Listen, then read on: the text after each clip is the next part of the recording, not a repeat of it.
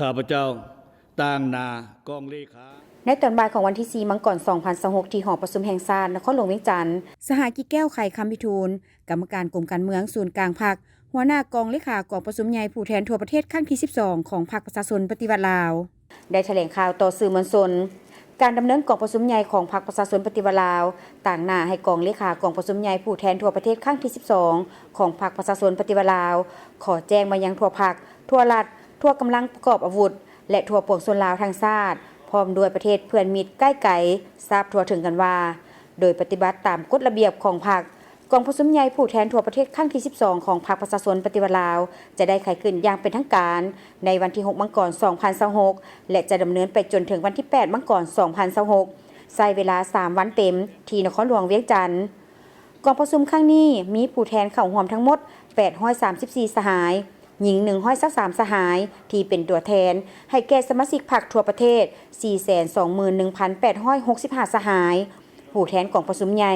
แม่นรับประกันทางด้านโครงประกอบมีคุณภาพมีมาตรฐานและเงื่อนไขถูกต้องครบถ้วนเป็นตัวแทนของบรรดาสั้นคนชนเผ่าเพศวัยและได้ผ่านการเลือกตั้งจากกองประชุมใหญ่องค์คณะภาคกระทรวงองค์การเทียบเท่ากระทรวงและท้องถิ่นในขอบเขตทั่วประเทศนอกนี้ยังมีแขกถึกเชิญจำนวน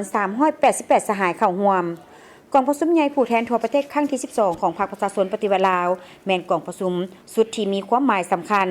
และจะกลายเป็นเหตุการณ์การเมืองและประวัติศาสตร์อันใหญ่หลวงของพรรคและของชาติซึ่งจะดำเนินขึ้นภายใต้คำขวัญยกสูงบทบาทการนำพาที่เข้มแข็งของพรรคตั้งหน้าสร้างเศรษฐกิจเอกราชเป็นเจ้าตนเอง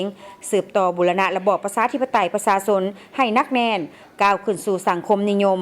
และจะประกอบด้วยวาระสำคัญคือค้นคว้าพิจารณาหับพ้องเอา4เอกสารสำคัญห่างรายงานห่างโครงการการเมืองฉบับที่ 3 ของพรรคห่างรายงานการเมืองของคณะบริหารงานศูนย์กลางพรรคสมัยที่ 11ห่างแผนพัฒนาเศรษฐกิจสังคมแห่งชาติ5 ปีครั้งที่ 10 2026 ห่างกฎระเบียบพรรคประชาชนปฏิวัติลาวสมัย 12 ซึ่งเอกสารเหล่านั้นจะได้กำหนดยุทธศาสตร์แนวทางการเมืองแนวทางการจัดตั้งของพรรคแนวทางพัฒนาเศรษฐกิจสังคมของรัฐในสุมปีต่อหน้าอย่างมีวิทยาศาสตร์และแทบเหมาะกับสภาพตัวจริงของสปป.ลาวเพื่อรับประกันให้แก่การกาเกียมเอกสารสำคัญของกองประชุมใหญ่ให้มีเนื้อในอุดมสมบูรณ์ลึกซึ้งนักแน่นมีประชาธิปไตย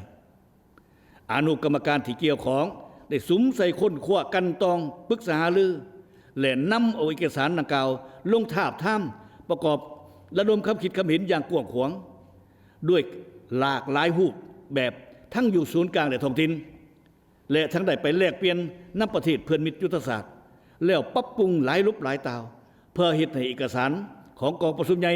กลายเป็นคั่งสางแห่งสติปัญญาของตัวปวงชนทั้งชาติอย่างแท้จริงกองประชุมใหญ่ยังจะได้ดำเนินการเลือกตั้งเอาคณะบริหารงานศูนย์กลางพรรคสมัยที่ 12ที่เป็นองค์การนำพาสูงสุดของพรรคตลอด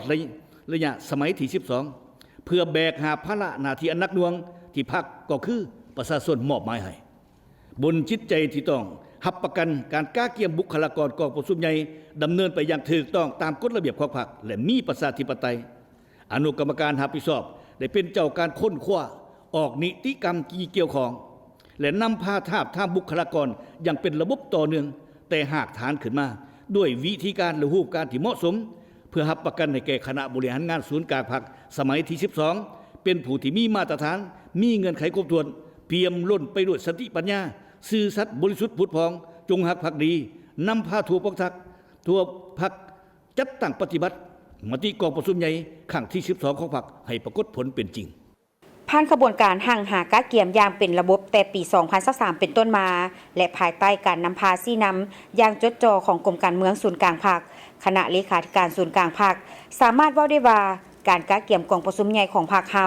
แม่นขบวนการอันกว้างขวางของมหาชนซึ่งเป็นมรรคผลและการประกอบส่วนอันสำคัญ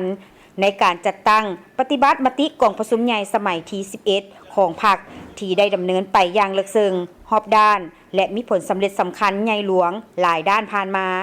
สร้างพื้นฐานที่นักแน่นให้กับบาท9ก็คือย่านทางสืบต่อจัดตั้งปฏิบัติในสมัยที่ 12 ของพรรค มาฮอดเวลานี้ถือว่าเป็นเวลาที่สง่าราศีเป็นเวลาที่สุกงอมและเป็นเวลาที่พวกเฮามีความพร้อมอย่างรอบด้านแล้ว เพื่อก้าวเข้าสู่กองประชุมใหญ่ครั้งที่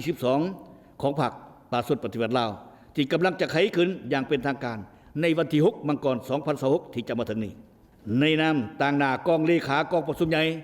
ข้าพเจ้าขอเรียกร้องมายังทั่วพรรคทั่วรัฐทั่วกำลังประกอบอาวุธและปวงชนเราทั้งชาติจงพร้อมกันออกแห่งแข่งขันกันสร้างผลงานคำนับพับตอนกองประชุมใหญ่ผู้แทนทั่วประเทศครั้งที่ 12 ของพรรคประชาชนปฏิวัติลาวด้วยความภาคภูมิใจและเป็นขบวนการฟุดฟื้น